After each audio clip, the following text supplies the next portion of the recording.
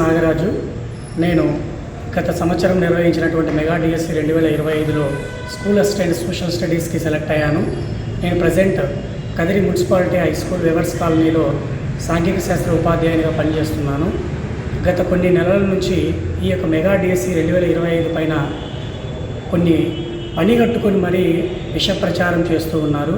దీనివల్ల మేము టీచర్ వృత్తిలో మానసికంగా ఇబ్బందులు ఎదుర్కొంటున్నాము.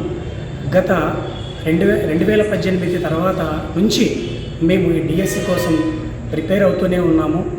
గత ప్రభుత్వము డిఎస్సి ఇస్తుందని చెప్పి ఎన్నో ఆశలు పెట్టుకున్నాము.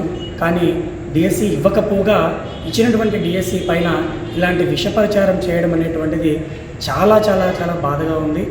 మేము ఎంతో కష్టపడి ఫ్యామిలీస్కి దూరంగా ఉంటూ ఎక్కడెక్కడో రూములకు రెంట్లు తీసుకొని అప్పులు చేసి మరీ ఈ ఉద్యోగాలకు ప్రిపేర్ అయితే జాబులు సంపాదించినటువంటి ఈ సిచ్యువేషన్లో ఇలా మాట్లాడి మమ్మల్ని ఇంకా మానసికంగా ఇబ్బందులకు గురి చేయడము చాలా బాధాకరంగా ఉంది. మేము చాలా పారదర్శకంగానే ఎగ్జామ్స్ జరిగాయి. అందులో ఎటువంటి అవకతవకలు జరగలేదు. దీని విషయంలో ఎన్ని అడ్డంకులు సృష్టించినప్పటికీ, ఎన్ని కేసులు వేసినప్పటికీ వాటన్నిటినీ తొలగించి ఈ యొక్క మెగా డిఎస్సిని మా యొక్క విద్యాశాఖ మంత్రి నారా లోకేష్ గారు ఈ సమస్యలన్నింటినీ పరిష్కరించి మాకు ఈ ఉద్యోగ అవకాశాలు ఇచ్చాడు. నిరుద్యోగుల పాలిట ఆయన మాకు చాలా ఊపిరిచ్చినట్లయింది. మాకొక్కటే కాదు, మా కుటుంబాలన్నిటికీ కూడా ఊపిరిచ్చినట్లయింది. ఎందుకంటే మేమంతా కూడా ఈ యొక్క డిఎస్సి పైనే మా యొక్క నమ్మకం, డిఎస్సి పైనే మాకు హోప్. ఈ వస్తుంది అని చెప్పి గత సంవత్సరం అంతా వేచి ఎదురు చూసాము. కానీ మాకు నిరాశ తప్ప ఎటువంటి ఆశ ఇవ్వలేదు.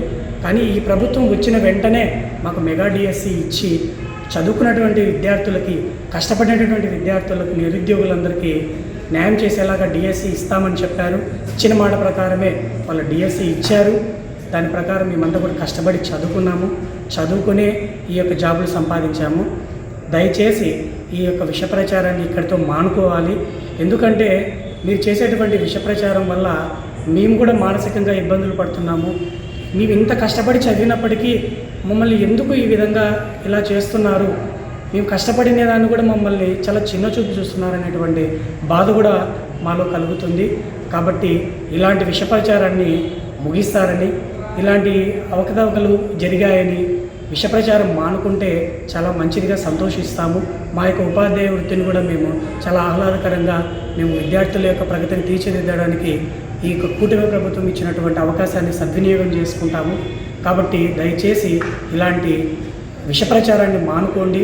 ఇలాంటి అవకతవకలు జరుగుతున్నాయని ర్యాలీలు చేస్తే మేము కూడా, ఎందుకంటే మేము కష్టపడి సంపాదించాము కాబట్టి మేము కూడా ర్యాలీలు చేస్తాము. మా కుటుంబాలు కూడా రోడ్ల మీదకు వచ్చి దీన్ని వ్యతిరేకిస్తున్నట్లు ర్యాలీలు చేస్తాము. మేము ఈ విషయంలో ఏమాత్రం కూడా తగ్గము. ఎందుకంటే మేము కష్టపడి చదివాము, కష్టపడే సంపాదించాము. కాబట్టి ఈ విషయంలో ఎక్కడ కూడా మేము వెనక్కి తగ్గము. ఈ విషయం గురించి 8వ తారీఖు, 9వ తారీఖు ఈ యొక్క తేదీలలో మేము కర్నూలులో ర్యాలీ కూడా చేస్తున్నాము.